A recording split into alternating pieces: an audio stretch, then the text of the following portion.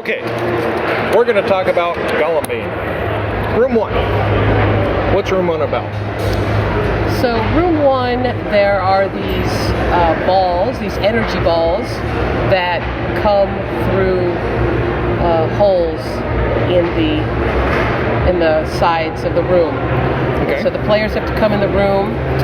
There's a table in front of them with the energy symbols around it, and a big red button that says activate. And they are supposed to figure out that they push the activate button, and then when they do, that causes the gears to turn, and an energy ball comes out one of those holes. The players are supposed to catch it. If it hits the ground, the energy ball explodes, and then they take energy damage depending on what type of energy that ball was. Okay. And so eventually they learn to catch the balls instead of letting them drop. And then as each one comes through, they have to figure out what type of energy the ball is and place it on the right place on the table.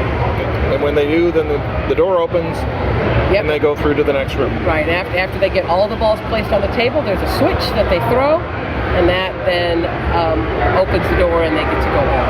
Yes. Okay. How much damage does the normal group take if one of the balls hits the floor? I think it's 4 points of damage. Okay. Okay. Room 2. What's Room 2 about in general? Yeah, so Room 2 is the genie room. In that room, the players come in and there's a genie. She's chained up.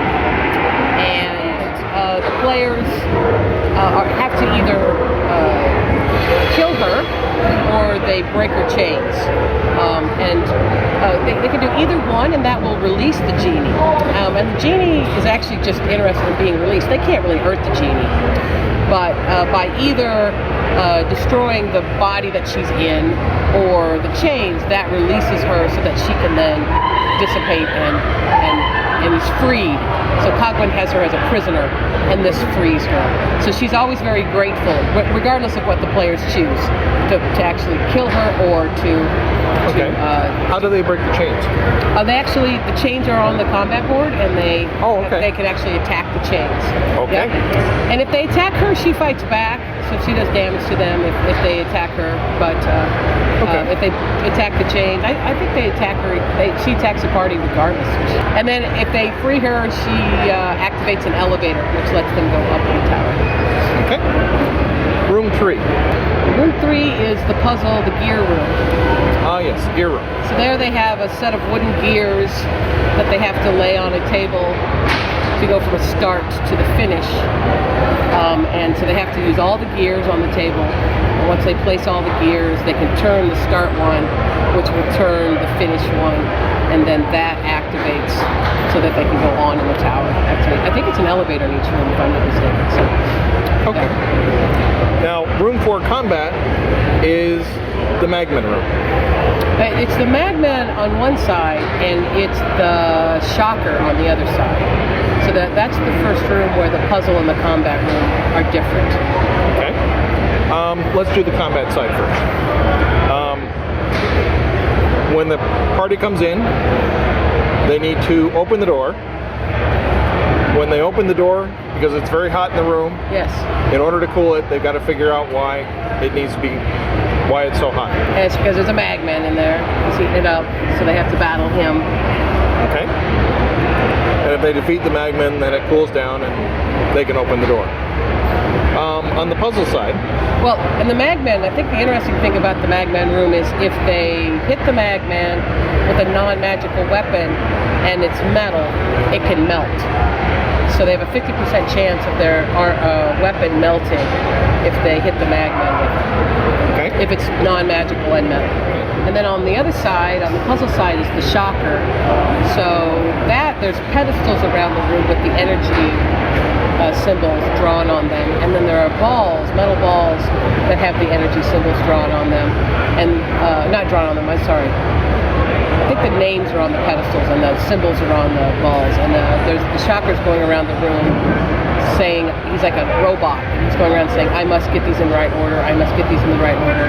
And then eventually he sees them and says intruders and attacks them. So they have to defeat the Shocker, and then once they do that, which is a fairly easy battle, then then they have to arrange the balls in the right order to then go on in the tower. Room 5.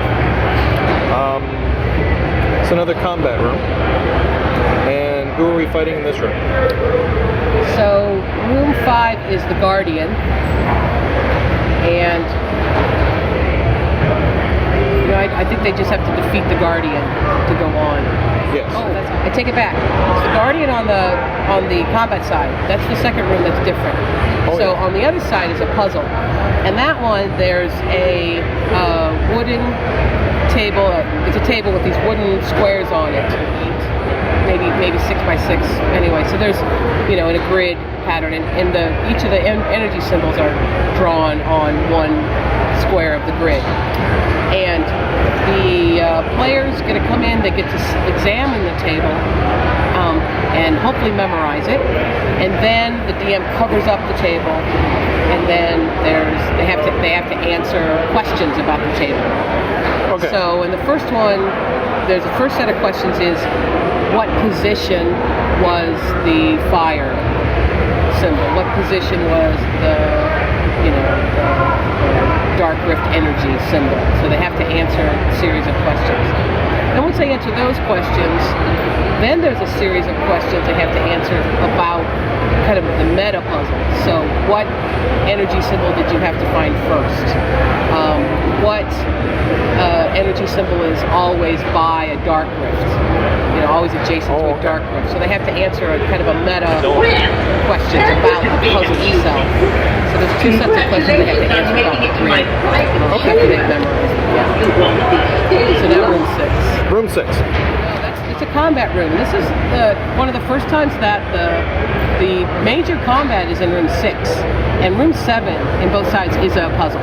Okay. So this is the major combat, room 6 of the dungeon, and in there, Cogwin has built a gear golem.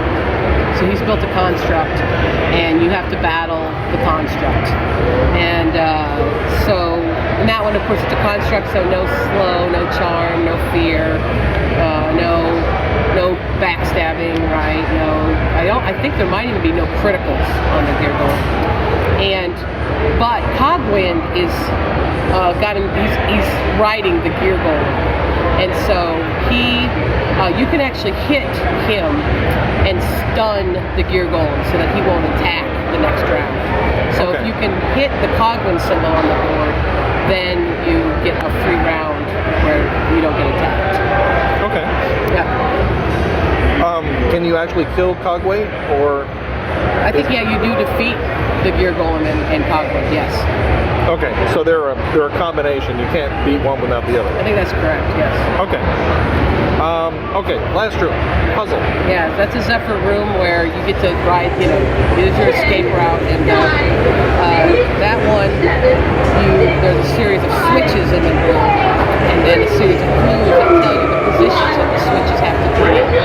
So there's like 8 switches, maybe even 10 switches, and you have to place them in a particular order, and you get clues how to do that, and then once you place the switches, there's a major switch that you throw, and then the DM tells you how many switches you have correct in the right position with a series of LEDs. So if you have 4, the DM, she'll light up 4 LEDs to tell you how many you have correct. And every time you're not correct, you take damage. Big damage in that room, that's right. Yeah. Okay.